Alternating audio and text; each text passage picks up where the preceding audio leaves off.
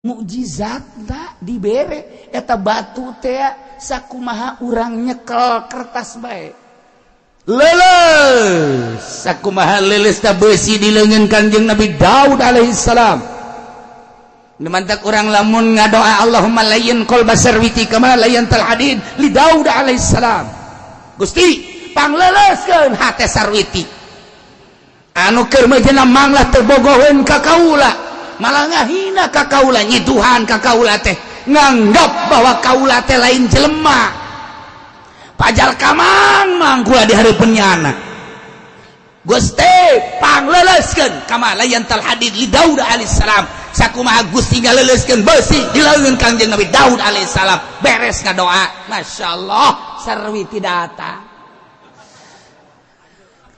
kapending Allahumma sholli ala sayyidina Muhammadin wa ala ali sayyidina Muhammad kama shallaita ala Bismillahirrahmanirrahim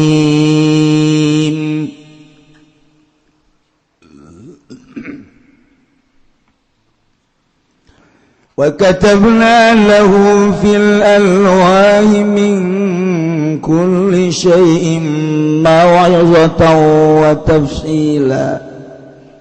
wa tafsilan likulli shay' fakhudhha biquwwatin wa'mur qaumaka yakhudhu bi ahsaniha sa'urikum daral fasikin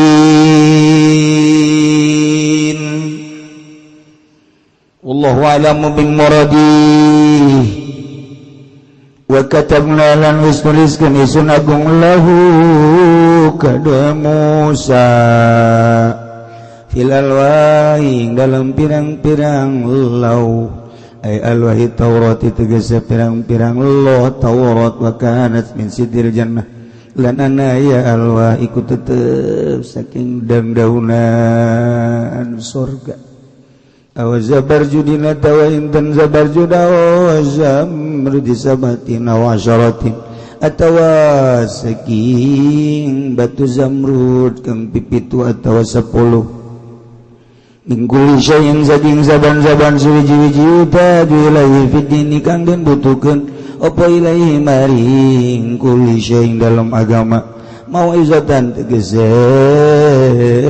piwuruk wa tafsilan lan perincian tabinan tegese pertalaan likulli syai'in kadua saban-saban suwiji-wiji badalun minal jari wal majrur yaiku dari badal saking jar majrur qablahu ing dalam sadulukeun mau'izah Fakudha maka ngalah sirah Musa ing alwah qablahu kulna iku tetep ing dalam sadurunge lafad fakhudna utai lafad kulna muqaddarat alekang den kira-kirakeun fakulna maka ngucap insun agung khudha biquwwati dalam sirah Musa ing alwah biquwwati dalam tetep kalawan kuat bijidin wa jihadin kalawan nemen-nemen jihadin lan sungguh-sungguh wa mur lan marenta sira kaum maka ing kaum sira Yakub maka bakal ngalap ya kaum maka biasanya kalawan kang leuh becik-becik Allah saurikum besok bakal ningalikeun insun kum ing sira kabeh darul fasikin ing desane wong kang fase kabeh Firaun tegese raja Firaun wajbai lan pirang-pirang wong kang anut ing Firaun wa hiya misru lan utawi ieu darul fasikin iku nagara Mesir kita tabiru bihim repon yantah gawe ibarat sira kabeh bihim kalawan fasiki ta'asrifu an ayati alladzina yatakabbaruna fil ardi bighairil haqq wa iyaraw kulla ayatin la yu'minu biha وَإِنْ يَرَوْا سَبِيلَ الرُّشْدِ لَا يَتَّخِذُوهُ سَبِيلًا wa iyarahu sabilan ghayyi yattakhidhuhu sabila dzalika bi annahum kazzabu bi ayatina wa kanu anha ghafilin. Allah alam bil murad sausupu besok bakal megoskeun isun agungan ayati saking pirang-pirang ayat isun dalail qudrati tiga pirang-pirang dalil kekawasan insun alil maslahati wa ghairiha saking sakehekeun dendam lan liana maslahat alladzina takabbaruna wa kakang pada sarombong ya alladzina kabatiladi dalam bumi bighairi haqqin tetep kalawan orana haqq bi anakhdalahum kalawan yang tangahinakeun ya Allah hum ing alladzina fala yatafakkarun maka orangna berpikir ya alladzina kabe pihak ing dalam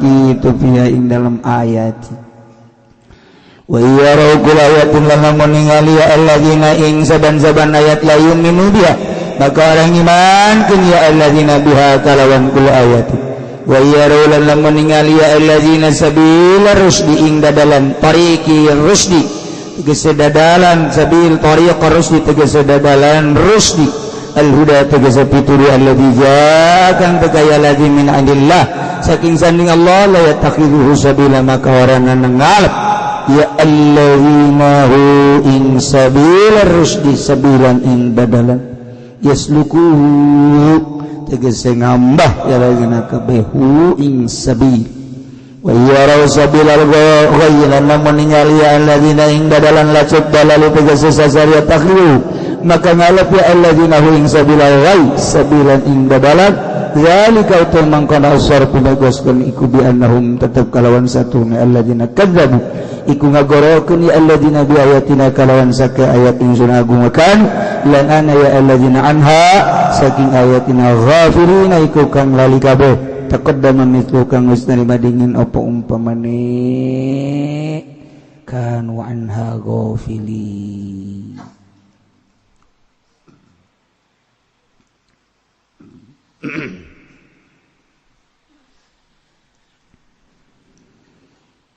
Jaritakeun tentang munajatna Kangjeng Nabi Musa alaihi salam diundang ku Gusti Allah kita datang ke Gunung Sinai nu aya di Mesir Yordania Libanon. Kangjeng Nabi Musa berangkat setelah titip ke Kangjeng Nabi Harun nu jadi lanceukna. Titip umat kade cek Kangjeng Nabi Musa. Kaulah dipanggil ku Gusti Allah. Titah munajat. Sabada syarat-syarat ngadilaksanakeun puasa 30 poe tambah 10. Berangkatlah Kangjeng Nabi Musa harita pas poean Arfah 9 haji. Numentek poean Arfah memual aya tandingna kautamaan kamulyaan. Sebab sejarah Kangjeng Nabi Musa dipanggil ku Gusti Allah munajat di Gunung Sinai sami tanggal 9 haji poean Arafah. Kangjeng Nabi Musa berangkat naik langsung mukalamah jeung Gusti Allah sakumaha kamari. Kangjeng Nabi Musa turun di Gunung Sinai. Teu luhur gunung itu ditaekan ku Kangjeng Nabi Musa teh teu luhur. Wattini wazaituni waturi sinina wa hadzal baladil amin. Demi tin, demi zaitun, demi gunung Tursina Sinai wa hadzal baladil amin Makkah. Wahara Kanjeng Nabi Musa orang lewat di sisi gunung Sinai. Aya itulah urut Kanjeng Nabi Musa munajat. Henteu luhur kuari ditaekan ku berbagai manusia timbanca negara hayang nyaho. Lain bae jelema mukmin muslim bahkan Kristen, Yahudi, Katolik, Protestan dan berbagai agama-agama lain hayang nyaho gunung nu aya dina Al-Qur'an nu pernah mukalamah Gusti Allah jeung Kanjeng Nabi Musa ditaraekan kuari. Masya Allah dipoto diabadikeun iman mente mahal iman naik mana iman mente ya Allah ya Rabbi aya dina Al-Qur'an nyana maca disejarahkeun dibacakeun di unggal negara dibacakeun di unggal itu agama dikunjungilah kuari iman mah ente sebagian aya. Kanjeng Nabi Musa tanggal 10 haji diberi oleh-oleh ku Gusti Allah hasil munajat mukalamah jeung Gusti Allah. Oleh-olehna ieu kitab Taurat sebagai mukjizat. Wa katabna lahu fil alwahi min kulli syai' dituliskeun isun agung cek Gusti Allah kaulan wa agung nuliskeun kanggo Kanjeng Nabi Musa kitab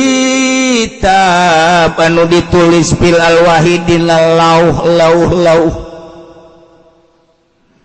min kulli syai'in tina berbagai perkara anu dibutuhkeun ku Kanjeng Nabi Musa dina urusan agama. Jangan nyahokeun urusan ieu haram, ieu halal, ieu haram, ieu halal, ieu makruh, ieu mubah, ieu sunnah, ieu wajib. Terkumpul dina kitab Taurat anu kitab Taurat ieu dibikeun ka Kanjeng Nabi Musa. Mawazata wa tafsila sebagai piuruk petunjuk jeung sebagai pernyataan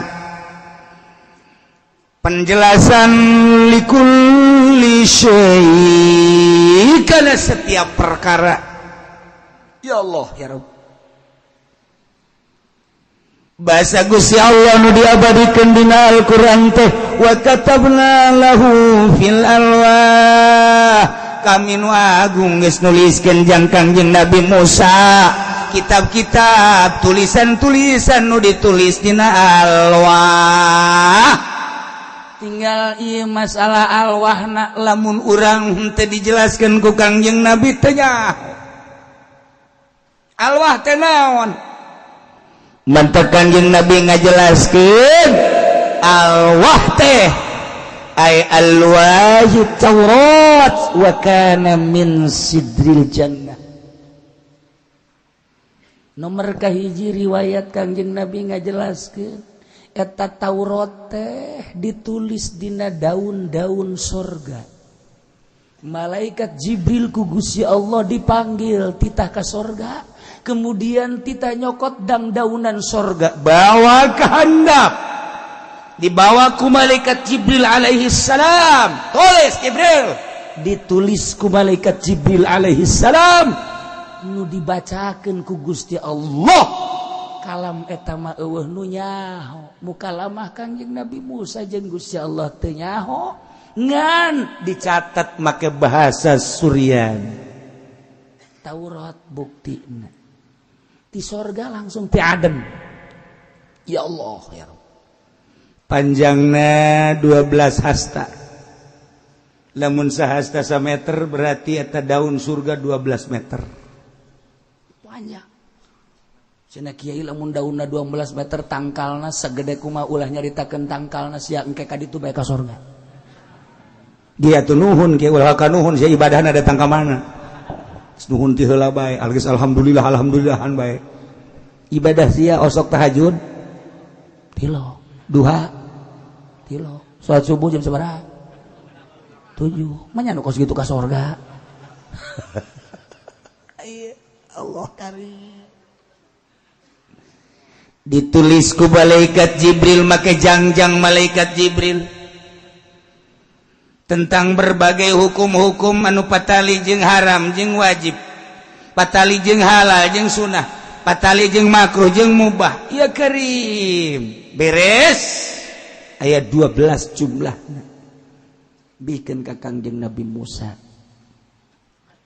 gede amat eta kumaha manggulna Kangjeng Nabi Musa saya memikiran kos kituna bae dilipat ku Kangjeng Nabi Musa dan daunan sorga tersebut nu eusina hukum-hukum dibawa ku Kangjeng Nabi Musa dipanggul ya Allah di sorga Aden satu ketika Kangjeng Nabi nyaritakeun ku kula ngahajat dicaritakeun rawi-rawina panjang geus urang mah janu bodoh ieu ngajina ngan Kangjeng Nabi nyaritakeun teh bahwa eta Taurat teh ditulis ku malaikat Jibril alaihissalam dina inten Zabarjud cek sakaol Kangjeng nyarita inten Zamrud 7 biji inten 7 atawa 10 siapa nyaho ka inten Zamrud teh ngan seukur sagede kieu kan dibeli 400.000 1 juta 10 juta 100 juta dipakai cincin atau inten agak gede 12 meter inten Zabarjud atau batu Zamrud di sorga menang mawa malaikat Jibril lesa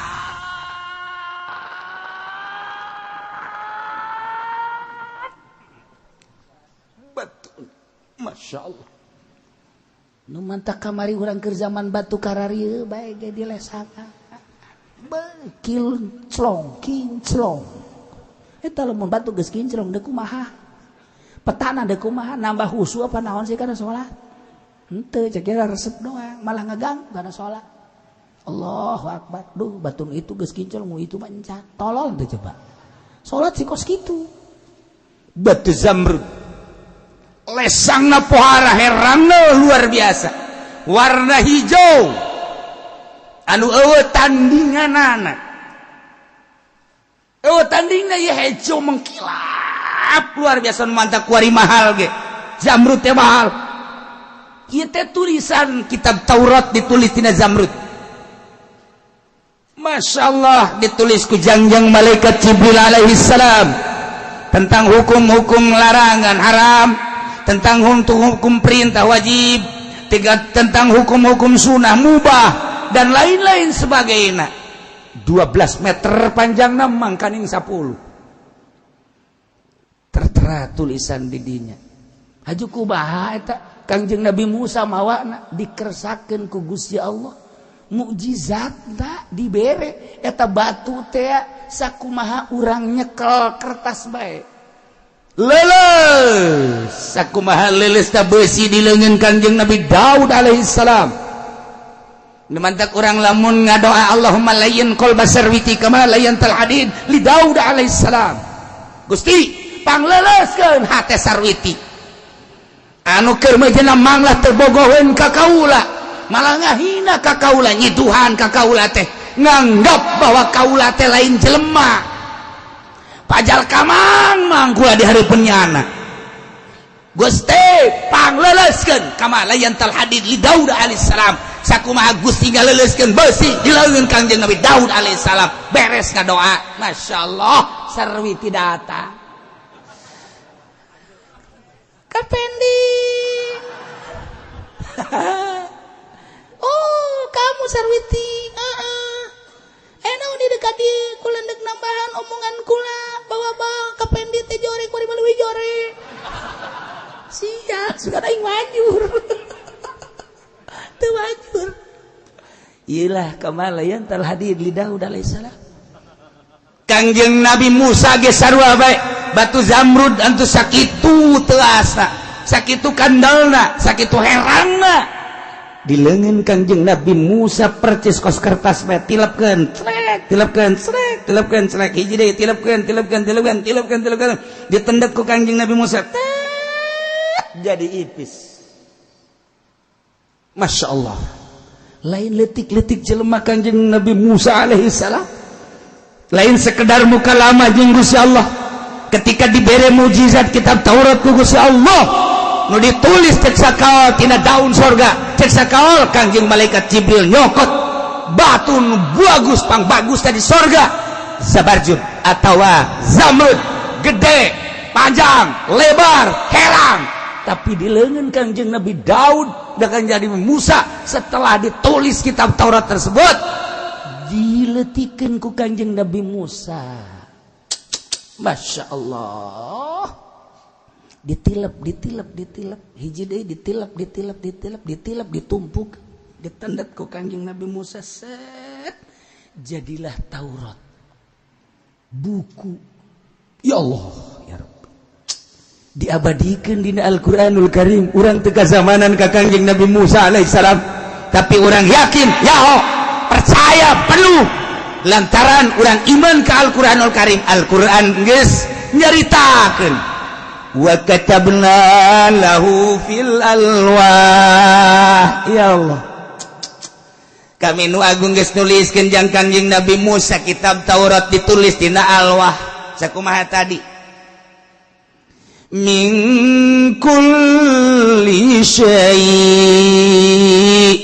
di jerona teh aya tulisan-tulisan nu patali jeung larangan, nu patali jeung perintah, nu patali jeung mubah, nu patali jeung sunnah, nu patali jeung makruh, jeung berbagai-bagai anu dibutuhkeun ku Kangjeng Nabi Musa fidin dina negakeun agama.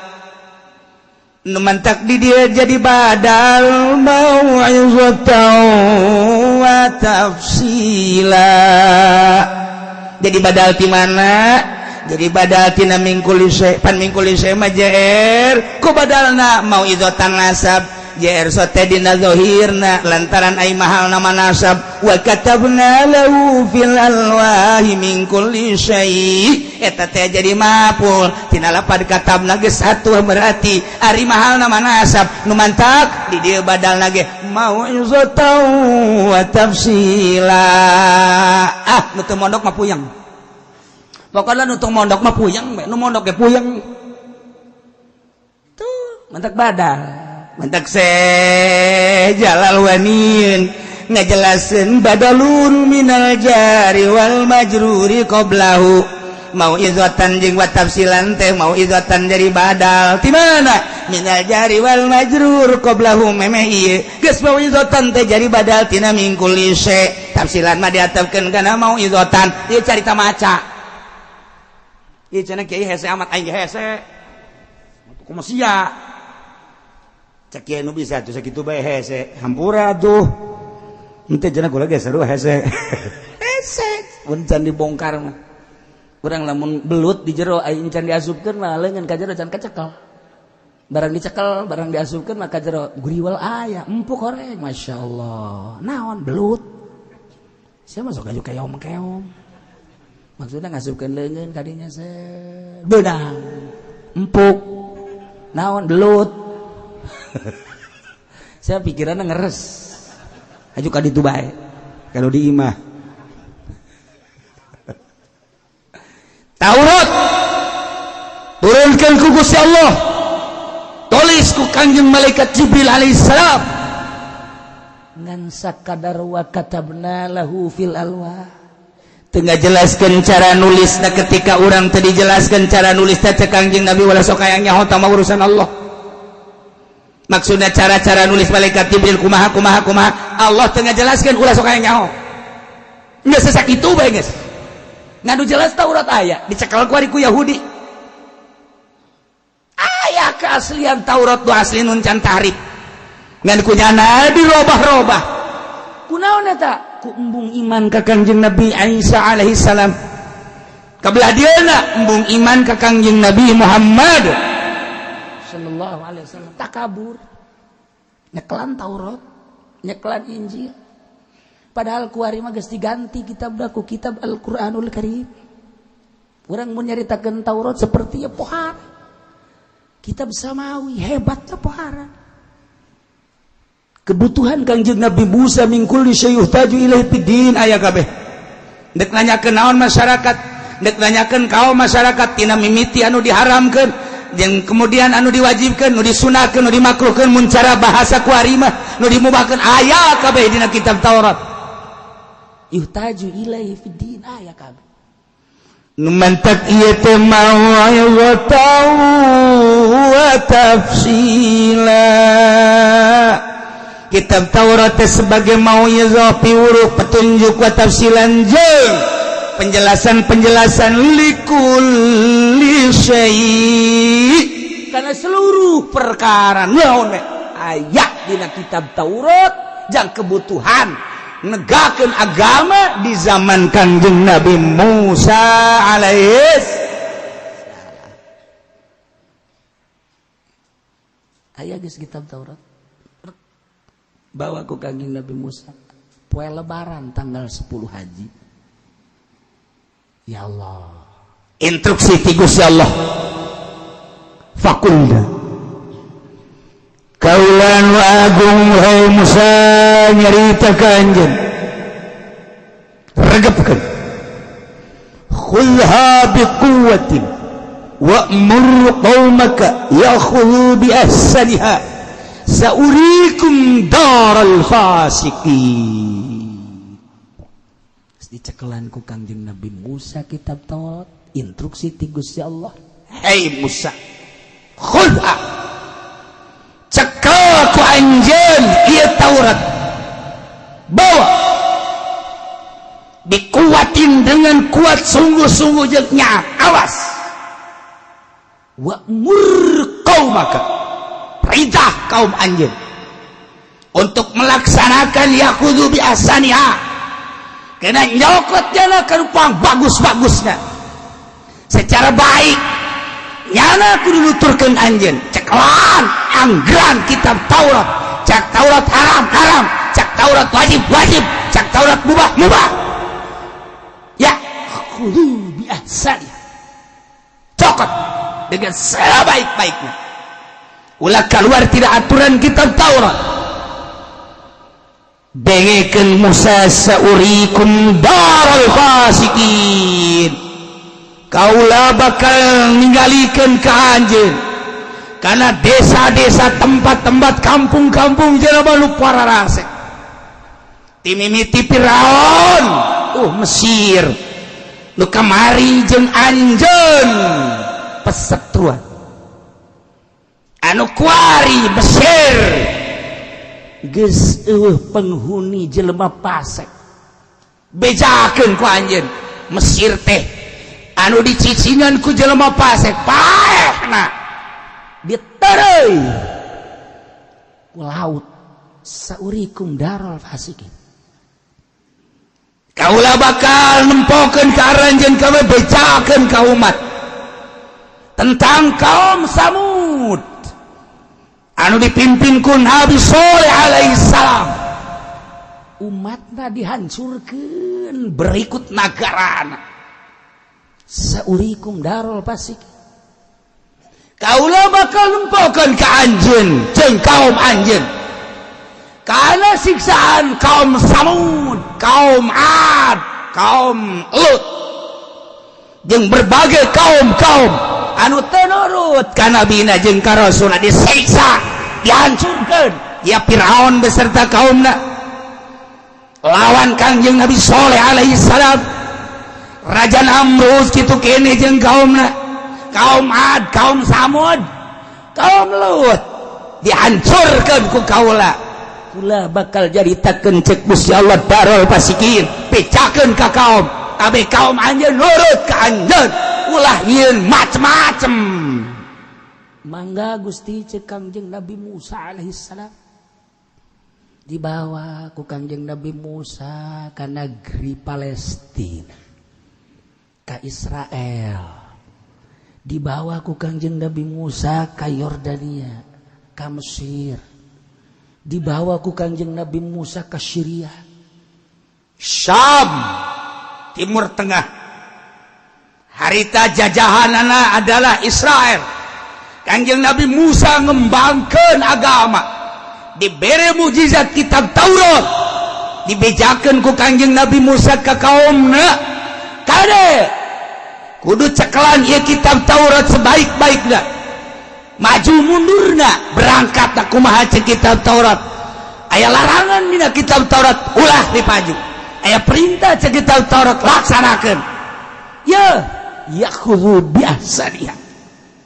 Bari Kangjeng Nabi Musa teh ngabeja-bejakeun, saurikum darul fasikin, Gusti Allah bakal nempokeun kaum-kaum anu teu nurut ka rasulna. Tok deuleu Mesir, tok deuleu Yordania, tok deuleu kaum Ad Yaman, tok deuleu Syam, Namrud, Baghdad dan lain sebagainya. Saurikum darul fasikin. Khususna Kangjeng Nabi Musa alaihi umumna jang urang Gusti Allah nyaritakeun ka Kangjeng Nabi Musa, Kangjeng Nabi Musa tita nyampaikeun ka kaumna naon bedana atuh jeung urang. Sarua jeung hei bangsa Indonesia, ceklan kitab Al-Qur'anul Karim. Cak Quran wajib laksanakeun, cak Quran haram tinggalkeun, cak Quran mubah gae pilih ku anjeun, cak Quran makruh wayahna kade. Cekelan ieu Al-Qur'anul Karim sapageuh-pageuna sakuat-kuat jeung sabagus-bagus moal kebal hirup di dunia. Cak Gusti Allah saurikum darul fasikin, kaula bakal nempokeun ka aranjeun kabeh desa, kampung, tempat, negara. Jelema anu pararase kabeh urang deuleu gara Mesir nu baheula dicicingan ku Firaun. Firaun kanyut berserta kaumna karena nyana teu nurut ka Gusti Allah. Deuleu Yaman kaum Ad siksa ku Gusti Allah. Deuleu Yordan kaum Samud, deuleu di Yordan tuh Kangjeng Nabi Lut alaihissalam dibalikeun taneuna. Tandus datang ka kuari. Deuleu Raja Namrud, hayu deuleu saurikum darul fasikin. Kuari urang ulah jauh-jauh nu baheula atuh kuari bae deuleu Aceh disunamikeun kade. Aya naon si Aceh sangkilang nagara urang kadengena mah Serambi Mekah tapi keu dahsyat amat sampai ratusan juta pae. Aceh didinya lah tempat jelema-jelema anu bisnis ganja. Geus teu kudu dicaritakeun datang ka kuari lain tararobat masih ke ganja ku Gusti Allah dijadikeun dihareupeun imah tukangan imah geus puguh di pegunungan. Daharnya nama make ganja. Lain teu aya kiai geus capek caritakeun haram teu didarenge ku umat. Aceh, Serambi, Mekah siksa ku Gusti Allah. Urang lamun nyaritakeun Gunung Galunggung Tasikmalaya, urang lamun nyaritakeun Tasikmalaya negara, kota santri, kota pelajar Jawa Barat, Tasikmalaya. Panglobana kiai Tasikmalaya, ustad Tasikmalaya, santri panglobana Tasikmalaya. Kemajuan segala rupa Tasikmalaya. Tapi ingat, Oma Irama urang Tasik, Epitamala urang Tasik, Ice Trisnawati urang Tasik. Sadai sia leuwih nyaho tibatan aing. Tuh, aing pajarna mah ku urang luar mah nang aing bae. Ieu lain nang jamaah goblok. Hayu di Tasikmalaya emang kumaha kitu timbul Tasik karena maju ya kos kitu. Lamun kula nyaritakeun ye seluruh band-band Indonesia pangheulana nyaba ka Tasikmalaya. Carang Tangerang ngadatangkeun Dedi Stan sacarang, ngadatangkeun Ucok Harhab Tangerang carang, ngadatangkeun bangsa penyanyi-penyanyi band kelas nasional carang di Tangerang maka kara kuari-kuari baheula Tasikmalaya lain lalagaan. Di Tasikmalaya pangheulana mabok, Tasikmalaya pangheulana timbul segala rupa Tasikmalaya, kredit ala Tasikmalaya. segala rupa aya di Tasikmalaya teh lain lalagan urang nyaritakeun pondok pesantren modern maju Tasikmalaya, nyaritakeun pondok pesantren salaf nu jadi wali Tasikmalaya, bahkan lamun urang nyaritakeun Syekh Khalil kitu nu kurang di jarahan teh Abdul Muhi pamijahan Tasikmalaya nu mantak eta Syekh Abdul Muhi teh boga tetengger di mana abdi cicing moal dituduhkeun di tempat anu ibadah ka Gusti Allah moal wali mah begitu geus cicing di Garut kita pindah ku Gusti Allah Tasik Garut bacan sabaraha kata asik setiap tugas wali cicing didinya berarti didinya loba musuh-musuh Allah sakumaha nabi nu mantak diturunkeun di Mekah musuh Allah na ambalaya diturunkan di Baghdad musuh Allah turunkan di Syria musuh Allah na ambalaya turunkan di Mesir musuh Allah na ambalaya nu mantak di Cikupat teh diturunkan nabi balener jelema ulah ka amin sia ya Allah urang kerja ditakeun ku naon galunggung lain timbul ti sungut kula tapi timbul ti guru kula ketika kula ka Tasikmalaya jeung para santri jeung guru. Yuk coba orang nempok kaditu cek almarhum ajengan imam. Coba ayo orang nu boga duit ala kadar belikeun ka Supermi atawa orang meuli bacang. Ayo kabehan. Ieu ke dulur urang berangkat kula. Terus kata Tasikmalaya sedihna luar biasa ningali kam-kam, ningali di desa-desa, di balai desa, ningali di berbagai tempat. Masya Allah tidak terkecuali orang kaya orang miskin. Ajengan nyarita terang teu nu mantak ieu galunggung bitu kami ngadarengekeun henteu zina loba di dieu mabok loba di dieu jelema nu korupsi loba di Tasikmalaya nu ngeridit loba di Tasikmalaya lain cakula cak guru kula nyampekeun ku hari besi kasinggung urang Tasik di dieu cak orang Tasik itu aing nyaho leuwih nyaho ti sia cenah kiai. Ai kitu onam nuhun. Tasik mah kumaha? Ji dongeng ajengan teh tuh rancapaku. Tuh anu didongengkeun nya nyaho. Murid akang teh tuh di ditu teu bener. Murid akang tuh di ditu teu bener. Teu ngaku ka guru, lain teu ngaku lantaran haju ngeridit ke. Dongeng kula di ditu. Masya Allah geus beres dongeng haju karak neuleuh deui ka desa didinya ditampung tadi balai desa nu kula kuari ka inget-ingeteun hiji doang aya awewe geulis jasa di juru Masya Allah eta doang kadedelekeun datang ka kuari haju pada hari tadi bawaan ka Jakarta saha nu endeg cakate kula aing mawa bae kitu hiji eta tah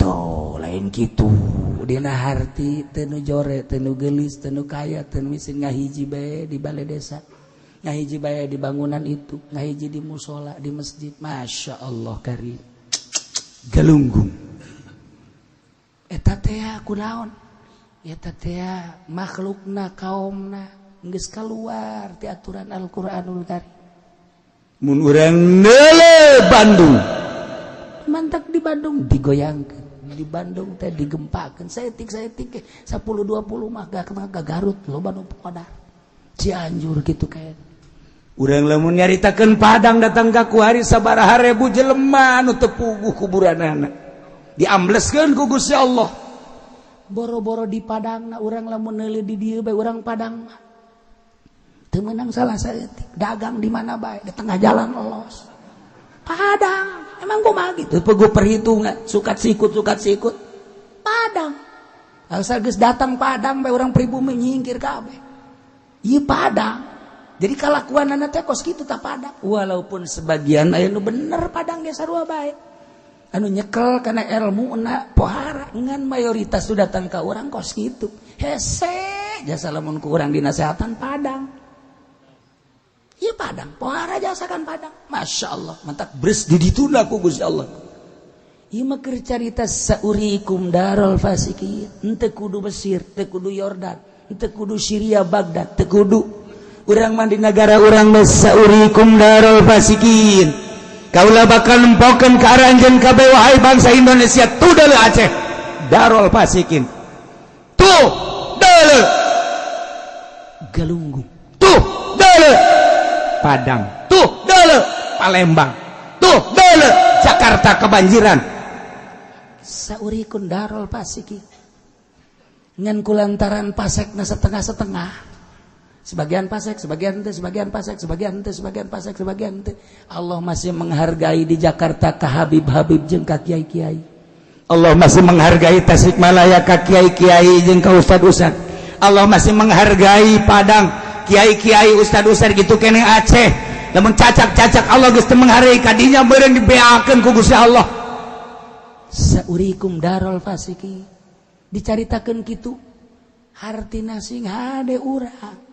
Citra sing hade citra kula titip ka citra sing hade urang kula liwat ka dinya bau antingna sabelah gede sabelah henteu buuk sabelah beureum sabelah henteu beuh pohara jasa walaupun Ki Pudoli mosok di dinya mampir Haji Pudoli segala kitu Haji Pendi bebejana mah ngagebegan jagong padahal mah lain jagong-jagong teh dan nu ngagebeganan ya jagong nama sabira jagong atuh di imah ge aya tapi eta tah masyaallah karim sing hade cek urang Cikupa sing hade eta puri tukang ini mah kiai emang kumaha gitu we di puri mah aman sore-sore loba di dinya ge lain deuk maksiat teh maraca sholawat di dinya kabeh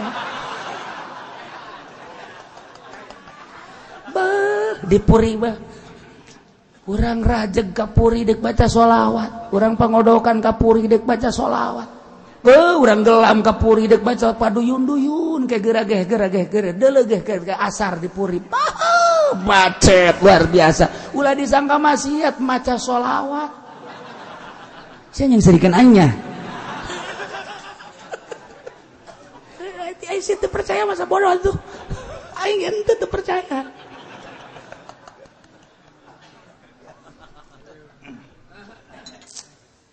saurikum Darul Fasikin nu mantak kula kadang-kadang aya hudang tipe tinggi meukeun carita osok hudang inggis ya Allah ya Rabbi salametkeun abdi salametkeun keluarga abdi salametkeun tatangga-tangga abdi salametkeun Gusti ieu kampung abdi lantaran abdi nyaho jasa di tukangeun imah teh masyaallah karim kararumpul jelema di dinya ikhtilat geus botip geus macem-macem dinya teh besi ku Gusti Allah ditimpahan ku batu besi ku Gusti Allah dihujanan batu besi ku Gusti Allah dibalikeun kampung teh ya Allah ya Rabbi tapi kula ngomong deui ka Gusti ulah waka atuh puri mah jalur leuwih dasar ge citra itu pohara itu bae heulanan sakulah teh citra bae deuk dibalikeun masa bodoh kurang cita pun gitu amat saurikum Darul Fasikin ya Allah ya Rabb Masya Allah karim Kangjeng Nabi Musa mawa kitab Taurat titip Gusti Allah ka Kangjeng Nabi Musa jalankeun kitab Taurat kembangkeun di masyarakat bejakeun larangan-larangan supaya ulah ngalaksanakeun bejakeun perintah-perintah supaya ngalaksanakeun bejakeun Musa ka kaum anjeun timur tengah bejakeun mangga Gusti sa'asrif an ayati alladzina yatakabbaruna fil ardi bighairil haqq Musa kaula bakal mengkolkeun ka jelema-jelema anu sararombong tina ayat-ayat kaula nu ku anjeun dijelaskeun Taurat ka ayat ka umat kitab Taurat ku anjeun dibawa dibacakeun disampaikan ka umat ieu teh larangan kade ulah dilaksanakeun ieu teh perintah laksanakeun anjeun teh bakal dakwah seperti eta tapi di tengah-tengah kaum anu ku anjeun didakwahan teh aya jelema anu sombong ka bina-bina teu daek nuturkeun kana Taurat insyaallah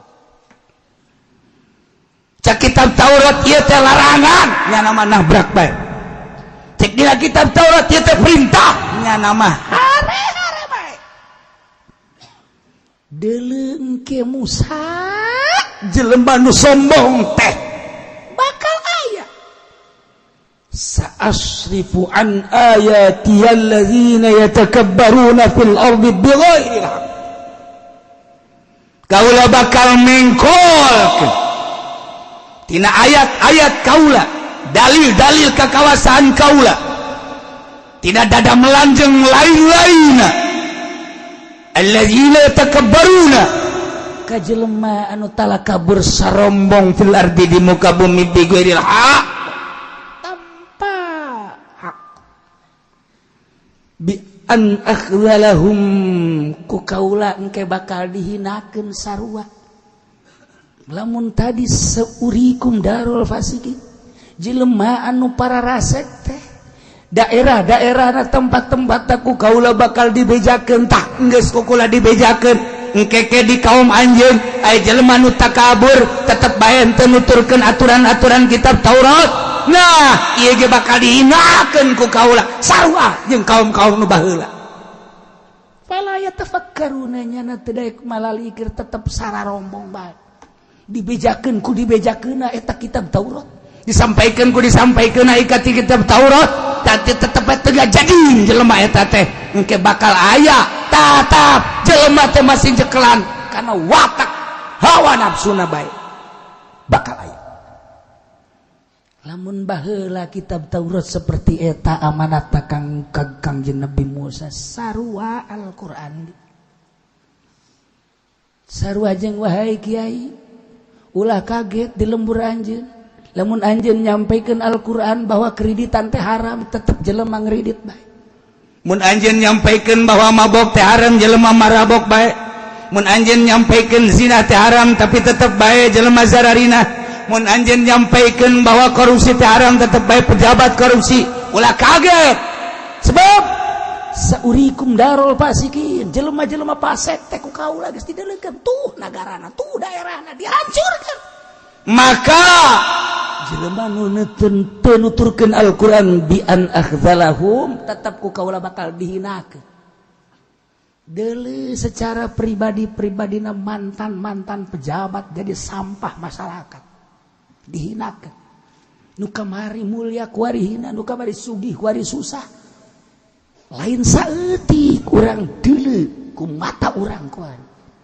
aya nu disetrukeun ku Gusti Allah nu diedankeun ku Gusti Allah aya nu digeringkeun teu eureun-eureun ku Gusti Allah anu teu inget nanaon ku ari teu nyambung jeung jelema kamari di bapak-bapak di bos-bos ku ari dihinakeun ku Gusti Allah bi an akhdhalahum dihinakeun secara pribadi kamari di bapak-bapak di mumule ku ari manehanana ngagoler di masakit ku ari setruk kuari teu nyambung pikiranana nu gering bae anu di penjara bae dihinakeun ngaranna kula inget bae waktu harita Agus Junara jadi bupati kemudian nyana diondang nyana hadir salah satu ucapanana nu nyentil ke para kiai cek nyana perayaan maulid dirayakeun perayaan haul dirayakeun wali-wali disebut tetapi kenapa cek nyana masih demen pakai samarenda